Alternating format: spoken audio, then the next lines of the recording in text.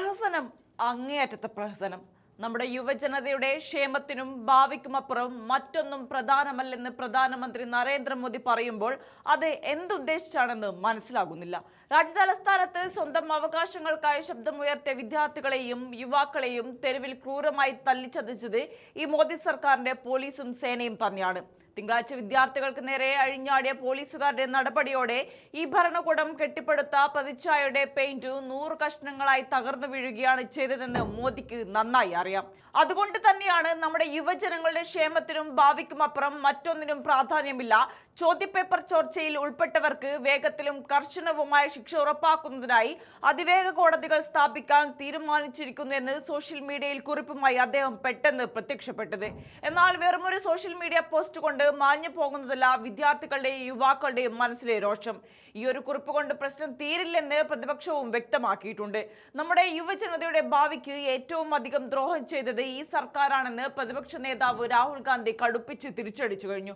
നമ്മുടെ വിദ്യാഭ്യാസ വ്യവസ്ഥ പൂർണ്ണമായും കൈപ്പിടിയിൽ ഒതുക്കി നശിപ്പിക്കാൻ നിങ്ങൾ അവസരമൊരുക്കുകയും അതിനെ പ്രോത്സാഹിപ്പിക്കുകയും ചെയ്തുവെന്നും അതിന് ഉത്തരവാദികളായ എല്ലാവരെയും സംരക്ഷിക്കുകയാണ് ഭരണകൂടം ചെയ്തതെന്നും അദ്ദേഹം തുറന്നടിച്ചു. വിദ്യാർത്ഥികളുടെ ആവശ്യങ്ങൾ വളരെ വ്യക്തമാണ്. ഒന്നാമതായി കേന്ദ്ര വിദ്യാഭ്യാസ മന്ത്രി ധർമ്മേന്ദ്ര പ്രധാനെ പുറത്താക്കുക, രണ്ടാമതായി വിദ്യാർത്ഥികളുടെ പരസ്യമായി മാപ്പ് പറയുക, മൂന്നാമതായി തെരുവിൽ അവരെ ആക്രമിച്ച പോലീസുകാർക്കും അധികാരികൾക്കുമെതിരെ ശക്തമായ നടപടിയെടുക്കുക തുടങ്ങിയ ആവശ്യങ്ങൾ രാഹുൽ ഗാന്ധി അക്കമിട്ട് നിരത്തി.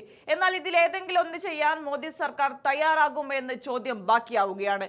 അങ്ങനെയിരിക്കെ തങ്ങൾക്ക് യുവജനതയുടെ ക്ഷേമത്തിനേക്കാൾ പ്രധാനമായി മറ്റൊന്നുമില്ലെന്ന് പറയാൻ ഇവർക്ക് എങ്ങനെ സാധിക്കുന്നു എന്നാണ് ചിന്തിച്ചു പോകുന്നത്. വളരെ കാലത്തിനു ശേഷം തങ്ങളുടെ അഹങ്കാരത്തിലും അധികാര ലഹരിയിലും ആറാടിയിരുന്ന ഈ ഭരണകൂടം വലിയ രീതിയിലുള്ള ഉത്കണ്ഠയ്ക്കും പരിഭ്രാന്തിക്കും അടിപ്പെട്ടിരിക്കുകയാണ്.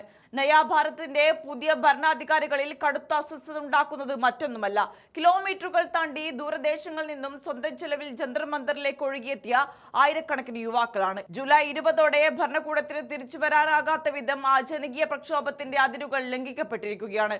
അതേസമയം ഈ വിഷയം പെട്ടെന്നുള്ള ഒരു വലിയ രാഷ്ട്രീയ മാറ്റത്തിലേക്ക് വിരൽ ചൂണ്ടുന്നില്ലെങ്കിൽ പോലും ഇന്ത്യൻ റിപ്പബ്ലിക്കിന്റെയും ജനാധിപത്യത്തിന്റെയും വീണ്ടെടുപ്പിലേക്ക് വഴി തുറക്കുന്ന ചെറുതും എന്നാൽ ഏറ്റവും നിർണായകവുമായ ഒരു വിജയമാണ് ഇത്.